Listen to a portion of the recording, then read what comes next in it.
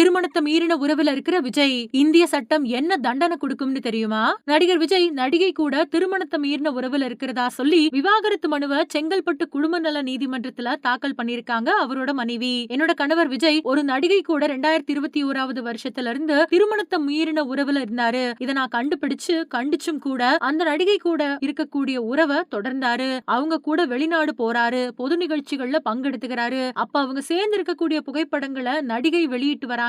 அது எனக்கு அவமானத்தை கொடுக்குது. விஜய் தரப்புல தனக்கு அழுத்தமோ நெருக்கடியோ கொடுத்தா விஜய் திருமணத்தை மீறின உறவுல இருக்கக்கூடிய நடிகையோட பெயரை சொல்லுவேன் அப்படின்னு மனு தாக்கல் பண்ணிருக்காங்க சங்கீதா. இதுபடி இந்திய தண்டனை சட்டம் பிரிவு 497 படி 5 வருஷம் சிறை தண்டனையும் அபராதமும் விதிக்கப்பட்டு வந்தது. ஆனா இந்த சட்டப்பிரிவு போன 2018 வருஷம் ரத்து செய்யப்பட்டுச்சு. இதனால திருமணத்தை மீறின உறவு தண்டனைக்குரிய குற்றம் இல்ல. திருமண உறவை மீறின ஆணுக்கோ இல்லனா பெண்ணுக்கோ தண்டனையும் இல்ல, அபராதமும் இல்ல. பாதிக்கப்படுறதா நினைக்கிறவங்க விவாகரத்துக்கு விண்ணப்பிச்சு விவாகரத்து வாங்கிக்கலாம் அப்படின்னு மாற்றி அமைக்கப்பட்டிருக்கு.